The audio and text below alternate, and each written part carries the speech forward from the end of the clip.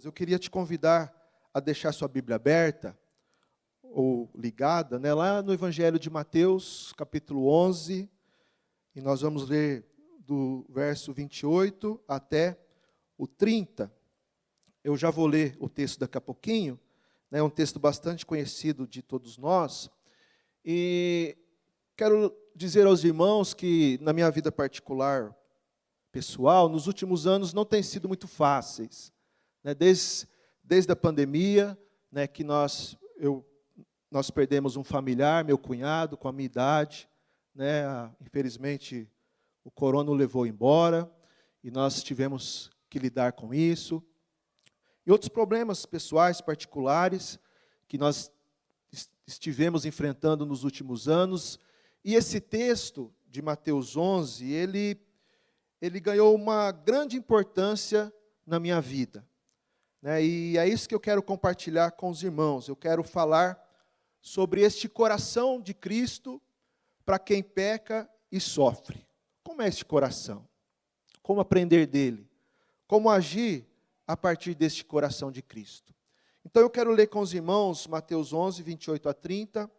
A palavra do Senhor diz assim: Vinde a mim, todos que estáis cansados e sobrecarregados, e eu vos aliviarei. Tomai sobre vós o meu jugo, e aprendei de mim, que sou manso e humilde de coração, e achareis descanso para a vossa alma, porque o meu jugo é suave e o meu fardo é leve. Amém. É interessante, meus irmãos, perceber que nos 4 evangelhos que nós temos, Mateus, Marcos, Lucas, João, né, que dão um total de 89 capítulos, somando todos, só um lugar que Jesus, ele fala do seu coração. É aqui, nesse texto que nós lemos. Nesse trechinho é o único lugar das Escrituras, dos Evangelhos, que Jesus abre o seu coração e fala como é este coração. Nós sabemos que na nossa cultura, geralmente quando a gente fala de coração, a gente fala de emoções, fala de sentimentos. Mas na cultura bíblica, o coração é muito mais do que isso.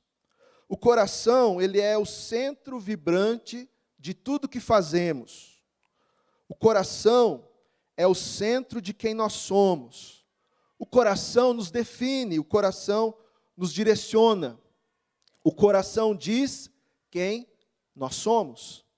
Por isso que o sábio, lá em Provérbios 4, 23, ele vai dizer assim: olha, sobre tudo o que se deve guardar, guarda o teu coração, pois dele procede as fontes da vida.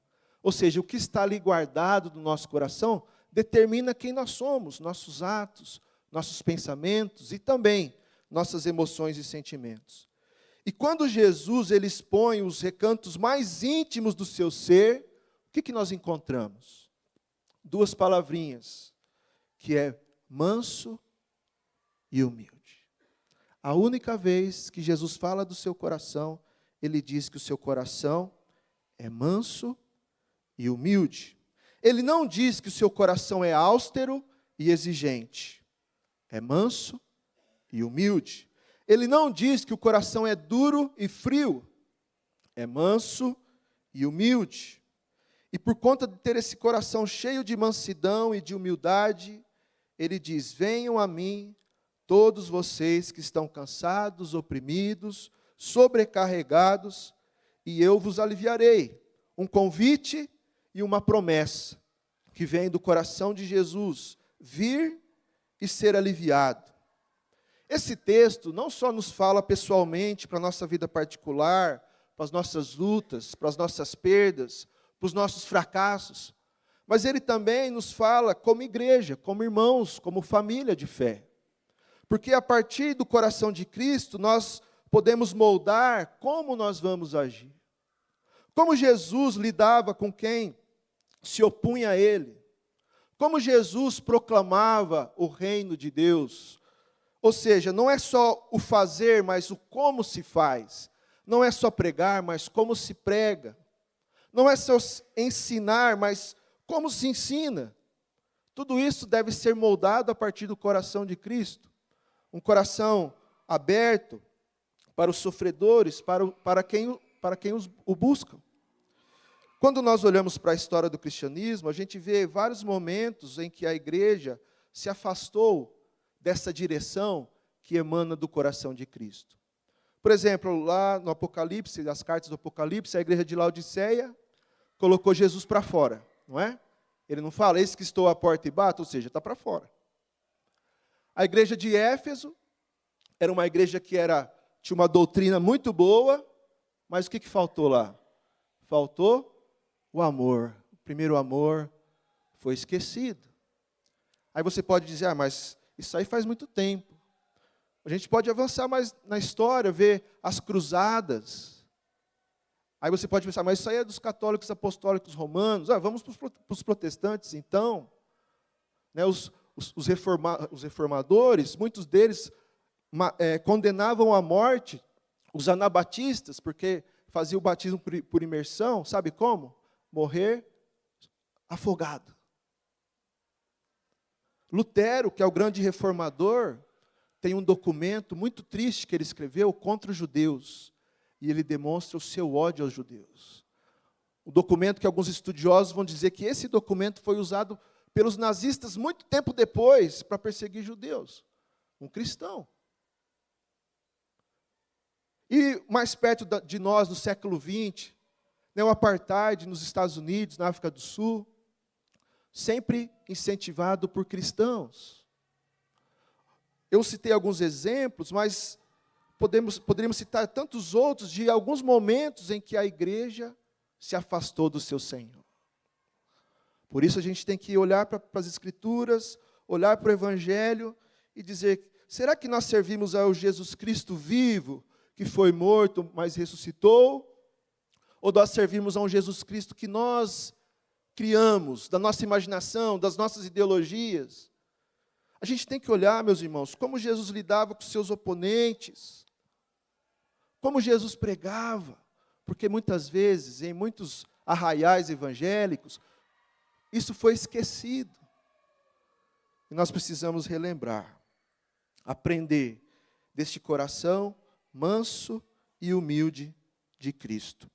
E eu brevemente quero compartilhar com os irmãos 3 verdades que brotam deste coração manso e humilde de Cristo. Ele diz no verso 28, vinde a mim todos os que estáis cansados e sobrecarregados. Uma primeira verdade que brota deste coração, que esse texto nos mostra, é que não há barreiras que podem nos impedir de vir até Cristo. Nós nunca podemos esquecer que Jesus Cristo, ele revela a face de Deus e revela Deus como Pai de amor. E não só revela Deus, mas revela a verdadeira humanidade. Como é o ser humano à luz da vontade e do caráter de Deus. E aqui, quando Jesus fala, venham todos que estão cansados e sobrecarregados, ele está dizendo que é do interesse do Pai e do seu interesse restaurar vidas. É do interesse do Pai e dele reescrever histórias de vida. É do interesse do Pai e dele cuidar de gente, apesar dos mais profundos males que as pessoas carregam, que nós carregamos. É do interesse do Pai e dele curar as feridas. E é na sua presença, na sua doce presença, que a verdadeira humanidade é manifestada e a face de Deus é revelada como Pai de amor. No começo desse capítulo, do capítulo 11, João tem um pouco de dúvida e pergunta se é Jesus mesmo o Messias. E Jesus fala, olhe para os sinais. Está lá no capítulo 11, os versos 4 e 5. Jesus lhe respondeu, ide contai a João essas coisas que ouvis e vedes. Os cegos veem, os paralíticos andam, os leprosos são purificados, os surdos ouvem, os mortos são ressuscitados, e aos pobres é anunciado o reino de Deus. Ou seja, a mensagem está sendo proclamada à maneira de Deus. E não há barreiras. E por que não há barreiras? para responder essa pergunta, a gente tem que meditar nessas pessoas que são os oprimidos e os cansados e os sobrecarregados. Uma expressão interessante que nos ajuda a entender essa é quando o evangelista Mateus, citando o profeta Isaías, diz que Jesus, ele não vai pisar a cana quebrada e nem apagar o pavio que fumega. Ou seja, ele está dizendo que Jesus não vai pisar, não vai esmagar, não vai quebrar quem já está esmagado na vida. Quem já está pisoteado, ele não vai fazer isso, ele não vai apagar aquela última chama, mas ele vai agir para aquela pessoa que o busca possa ser curado, possa ser transformado. Jesus não pisará o sobrecarregado, não pisará, não ferirá o cansado e o oprimido. Mas quem são essas pessoas? Vamos lembrar alguns exemplos. O leproso, que foi tocado por Jesus, e Jesus, como o pastor Rodrigo nos lembrou domingo à noite, ao tocar no leproso, Jesus não se tornou impuro, mas o leproso foi purificado. É a mulher do fluxo de sangue, né, que foi o texto que ele pregou, que Jesus se permite ser tocado por ela. É o publicano Zaqueu, que é desprezado. É o endemoniado gadareno, que vive solitário nos sepulcros. É a mulher samaritana, lá de João 4, que é uma mulher desprezada, que foi repudiada 5 vezes, e é malquista pela sociedade. É a mulher pega em flagrante adultério, de João 8. É o cego, lá de João 9, que é considerado amaldiçoado desde que nasceu. Então são pessoas machucadas, feridas, que chegaram até Jesus e eles a recebeu sem nenhum impedimento. Com misericórdia, sem legalismo, de maneira humana. E muitas vezes a gente vai na direção contrária de Jesus. Muitas vezes agimos sem misericórdia, com muito legalismo, criando barreiras para que as pessoas cheguem até Jesus, e muitas vezes agimos com desumanidade. O cansado, o oprimido, o sobrecarregado, era aquele que pecou e por isso foi rejeitado pela religião. Uma religião que só oferece condenação e não apresenta um caminho de solução. Aquele que foi desprezado socialmente, o doente, aquela pessoa que é até piedosa, mas está sobrecarregada com o peso de tantas exigências. É aquelas pessoas sem ovelha, que Jesus diz lá em Mateus 10, sem pastor. E Jesus sente compaixão delas. Há muitos exemplos na Bíblia. Pessoas que foram jogadas fora, descartadas, ignoradas, pisoteadas, pessoas cheias de culpa. Jesus não cria nenhum impedimento para que elas possam vir até Ele. Venham até mim, todos os que estão cansados e sobrecarregados. Não há barreiras, não há empecilhos sociais, não há regras morais, não há pré-requisitos para se vir até Jesus. Aliás, o pré-requisito é este: estar cansado, estar ferido, estar oprimido, estar sobrecarregado, porque Ele mesmo disse que veio para quem é doente, e não para os sãos. Não há barreiras.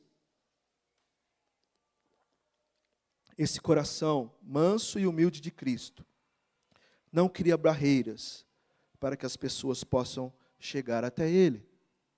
Uma segunda verdade que nós aprendemos, que brota deste coração manso e humilde de Cristo, é que primeiro Jesus ele acolhe as pessoas e depois ele as trata, depois ele as ensina. É como nós conhecemos aquela frase que diz: venha como está, mas não permaneça como está. Ou seja, a partir da transformação que há em Jesus, através do Santo Espírito, a pessoa é transformada. Então, primeiro Jesus acolhe, primeiro Ele abraça, Ele olha para aquele ser humano que carrega a imagodeia, a imagem de Deus. E aí vem a sequência do tratamento. Jesus prometeu que haverá alívio. Alívio para quem vem até Ele. Mas para que esse tratamento se complete, que Ele vai falar depois no versículo 29, que é o descanso da alma, aí vai ter que caminhar com Ele, vai ter que andar um pouco mais, vai ter que aprender mais dEle. Se você já sentiu uma dor bem forte, Na minha família, a gente tem a famosa cólica renal, né? E se você já sentiu uma dor bem forte, você sabe que alívio não é cura. É um começo do tratamento, né? Mas o tratamento tem que prosseguir para que aquela dor seja tratada. Então Jesus está dizendo, olha, ao vir a mim, você será aliviado, mas ao caminhar comigo, é que você vai ser transformado. E você vai ser transformado no caminho, na caminhada, aprendendo de Jesus. E Jesus fala, olha, aqui, para ser curado, para ser transformado, você vai ter que tomar o meu jugo. Você vai ter que se ligar a mim, os meus ensinamentos. E muitas vezes nós evangélicos temos invertido essa ordem. A gente quer primeiro que a pessoa arrume a sua vida. Primeiro que ela se encaixe em nosso padrão moral. Primeiro ela se acerte. Primeiro ela se resolva. E depois ela vem até Jesus. Não é assim. Primeiro vir e depois ser transformado. Será que é certo, meus irmãos, nós sermos mais exigentes que Jesus? Será que é correto nós queremos que uma pessoa seja transformada sem o abraço e o amor de Jesus? Será que é correto nós queremos que uma pessoa seja transformada sem o toque de Jesus? Será que é correto nós queremos institucionalizar o coração de Cristo e legislar sobre quem é digno ou não de receber a sua graça? O pastor Fábio nos lembrou o mês passado, pregando sobre Jonas, o profeta pródigo, que nós somos muito parecidos com Jonas. Nós queremos escolher quem é digno da bondade de Deus. E nós somos Jonas, nós nos encontramos com Jonas lá no guichê, comprando uma passagem para Tarsis, porque nós não queremos que a bondade de Deus caia sobre pessoas que nós não gostamos, pessoas que nós temos dificuldade de lidar. A gente quer escolher, a gente quer regular o coração de Cristo, a gente quer institucionalizar. Ó, Cristo, esse sim, esse não, aquele grupo sim, aquele outro grupo não. Será que é correto isso? Nós temos que responder isso. Enfim, nós queremos controlar o coração de Cristo. Jesus diz, olha, é preciso tomar o jugo, que é uma peça da agricultura, que alguns conhecem como canga, uma peça meio encurvada que atrela um boi no outro para arar a terra. E é uma palavra usada para falar de um peso que se carrega. E Jesus diz, vocês têm que tomar o meu jugo. Mas Jesus diz, ele está dizendo, você tem que se atrelar a mim. Você tem que se ligar a mim. Você tem que aprender de mim, porque eu sou manso e humilde de coração. O jugo é sempre para dois, nunca um sozinho. Então é o jugo que nós vamos carregar na presença de Jesus, na companhia de Jesus, caminhando com Jesus. É aprender de mim, não os 248 mandamentos, nem 365 proibições, que dão 613 prescrições estabelecidas pelos doutores da lei, e que um leigo não tinha nem a menor ideia de como cumprir tudo isso. Não é este jugo.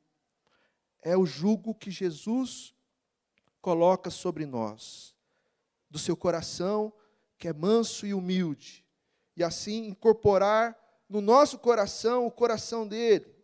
Um Jesus que é manso, que não é reativo, não é reacionário, não é facilmente irritável, mas é uma pessoa compreensiva, é uma pessoa generosa, é uma pessoa gentil. E a mansidão está lá no fruto do Espírito, está lá na lista das bem-aventuranças. E humilde também. Pobre de espírito, algumas traduções bíblicas traduzem como humilde, que é a manifestação do caráter, da personalidade de Jesus, que nós devemos buscar. Um Jesus que deixa sua glória, que se faz homem, que se faz servo, conforme diz Filipenses 2, e morre em morte de cruz. Uma humildade que mostra que Jesus é acessível, sem obstáculos.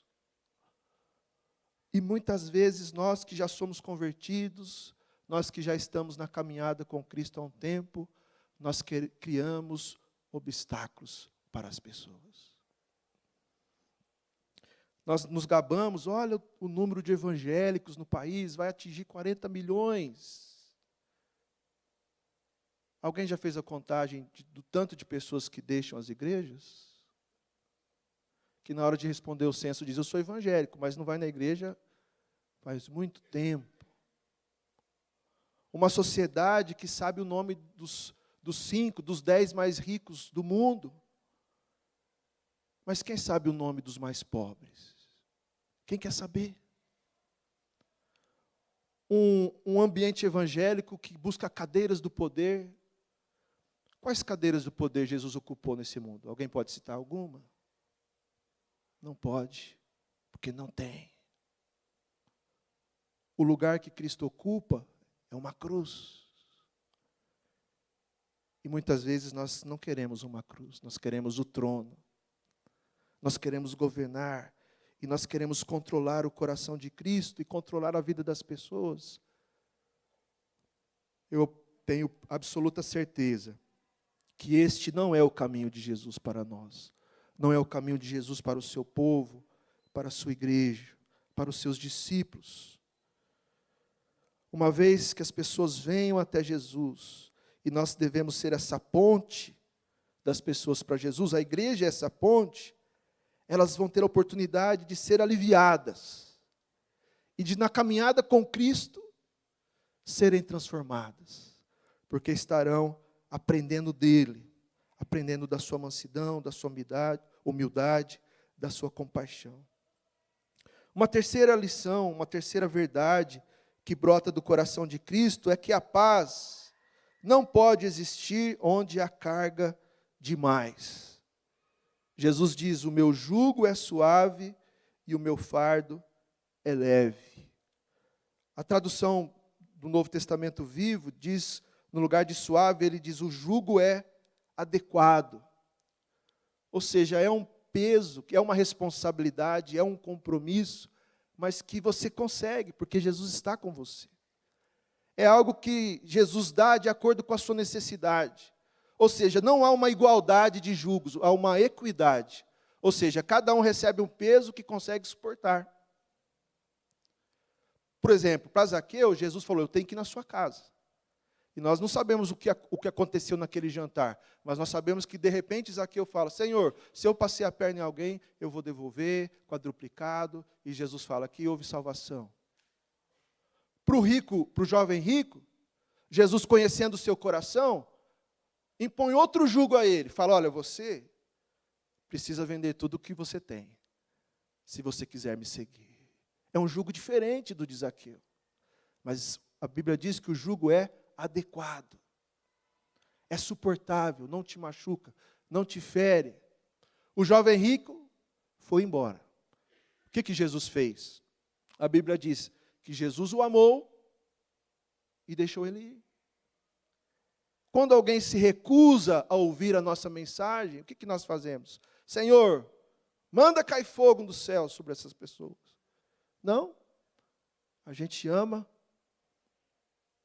deixa aí. Porque o outro sempre vai existir. Sempre vai existir o que pensa diferente, o que não aceita, o que não quer entender, o que não vai acolher a mensagem. E nós não podemos fazer nada sobre isso. A não ser manter um método de falar, de pregar, conforme Jesus Cristo. Um jugo suave, um jugo adequado, um fardo que é leve. Então Jesus promete essa paz para quem anda com Ele, para quem se liga a Ele e aprende dEle. E Ele quer justamente tirar essa carga em excesso. Jesus sabe que muitos de nós carregamos tantos pesos, irmãos, desnecessários. Culpa, mágoas, falta de perdão, traumas, vergonha, culpas demasiadas. E para a paz de Jesus invadir o nosso ser, é preciso deixar essas coisas para trás. O coração manso e humilde de Jesus faz com que ele venha até nós. E se nós estivermos afogando, ele não vai ficar descrevendo a água para nós, para quem está afogando. O jugo, nesse caso, vai ser jogar uma boia, para que você possa se salvar. Este vai ser o jugo. Quando não, puxar a sua mão, como ele fez com Pedro. Seu jugo é leve, é suave. Porque nós não temos um sumo sacerdote que não possa se compadecer das nossas fraquezas. Hebreus 4,15. 1 João 5,3 vai dizer que nisso consiste o amor de Deus, obedecer aos seus mandamentos, e os seus mandamentos não são pesados. O que é pesado então? A carga extra.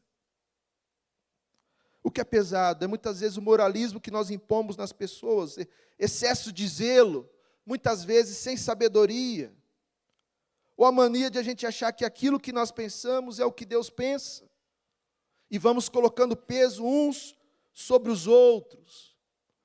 Jesus diz lá, João 6,37, o que vem a mim, de maneira alguma lançarei fora. De maneira alguma lançarei fora. Seu jugo é suave, adequado, o seu fardo é leve, não é tanto fardo assim.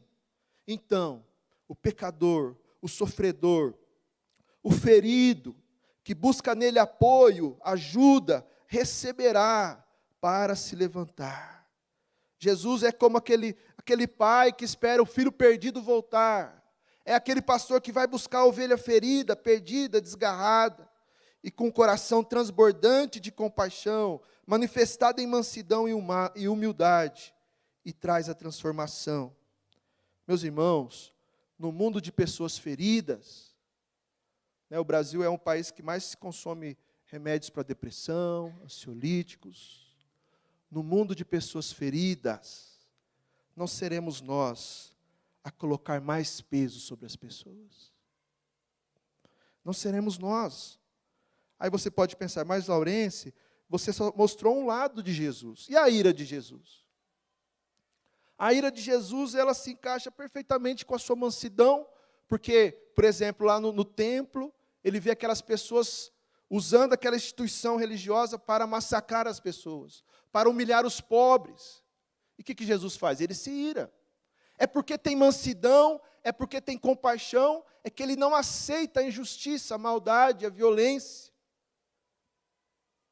Então, a sua mansidão e a sua humildade está em perfeita coadunação com seu coração.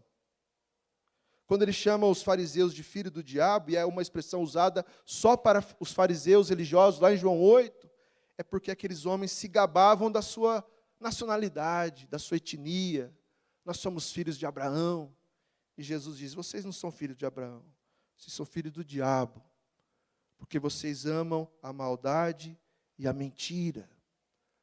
Ou seja, Jesus se opõe a eles, porque é manso e humilde, quer que essa mansidão se espalhe e atinja as pessoas.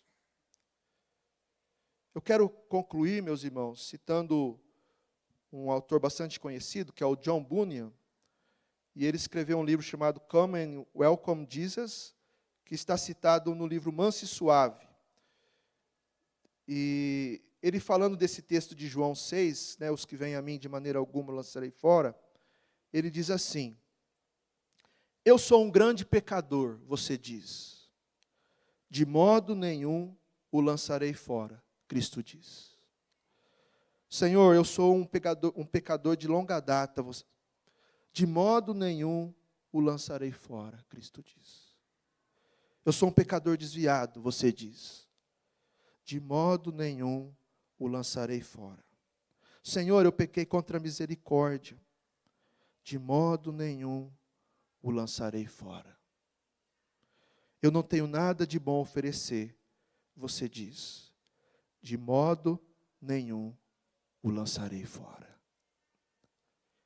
Cristo nos chama para si, nos acolhe, nos ensina, nos transforma e nos envia a semear a sua mensagem. Lá em Gálatas 6, Paulo diz que nós devemos carregar as cargas uns dos outros, porque isso é a lei de Cristo. Gálatas 6, 2. Então, meus irmãos, se Cristo, Ele nos chama para si, e chama a nós devemos nos lembrar que Ele também está chamando tantas pessoas que nos rodeiam. E nós não podemos nos esquecer disso. Nós não devemos criar impedimentos. Cristo nos chama para semear a sua mensagem, mas não basta semeá-la, é preciso semeá-la de acordo com o coração manso e humilde de Jesus. Não é de qualquer jeito, não é de qualquer forma, não é na raiva, não é com medo do mundo, que é sempre mundo, o mundo que jaz no maligno, que João escreveu lá no primeiro século, no final do primeiro século. O mundo é o mundo, sempre vai ser contra o reino de Deus, mas nós não devemos ficar hostis, raivosos, com medo, porque a nossa missão é semear a mensagem de Jesus de acordo com a forma e o jeito de Jesus, o seu coração manso e humilde.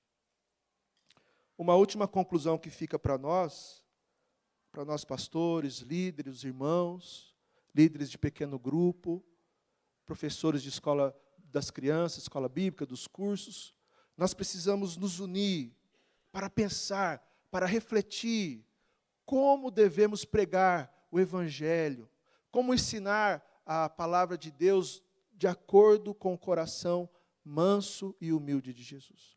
Essa metodologia tem que ser criada para que nós proclamemos a mensagem de Jesus de acordo com o seu coração manso e humilde.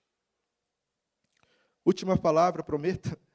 Eu quero citar esse texto, que ele está escrito pelo Eugene Peterson, naquela Bíblia que na verdade é uma paráfrase da Bíblia, que é a mensagem. E ele diz assim: vocês estão cansados? Venham a mim. Andem comigo e irão recuperar a vida. Vou ensiná-los o descanso verdadeiro. Caminhem e trabalhem comigo. Observe como eu faço. Olha só, observem como eu faço. Aprendam os ritmos livres da graça. Não vou impor a vocês nada que seja muito pesado ou complicado demais. Sejam meus companheiros e aprenderão a viver com liberdade e leveza. Vamos orar? Senhor Deus, nós estamos na Tua presença nesta manhã tão preciosa, que o Senhor tem falado ao nosso coração através desse ajuntamento igreja. Nós agradecemos, ó Pai, porque o Senhor nos amou em Cristo com amor eterno e enviou o Senhor Jesus para nos salvar, para nos resgatar. E agora, Senhor, nós pedimos que o Teu Santo Espírito nos ensine a viver de acordo com este padrão de Cristo, Senhor. Nesta leveza, Senhor, nesta liberdade, a liberdade de ser transformado por Ti, de estar num mundo que é mau, que é injusto, mas saber que nós não estamos abandonados aqui, e que o Senhor tem propósito e tem direção para cada um de nós, na nossa vida pessoal e particular, e também na nossa vivência comunitária, Senhor. Continua abençoando esta igreja, sob a liderança do pastor Fábio, que possamos, ó Pai, cada vez mais ser essa igreja cristológica, que quer fazer diferença nessa cidade, Senhor. Atua em nossos corações, ó Pai, ajuda aqueles que estão cansados, oprimidos, sobrecarregados, estão muitas vezes nocauteados pelas circunstâncias da vida. Renova, Senhor, que o Teu Espírito fortaleça cada um, que os joelhos não fiquem mais vacilantes, mas que possamos estar firmes, sabendo que o Senhor está ao nosso lado, está conosco e age por nós e através de nós. Nos abençoe assim, ó Pai. Nós oramos em nome de Jesus. Amém, Senhor. Amém.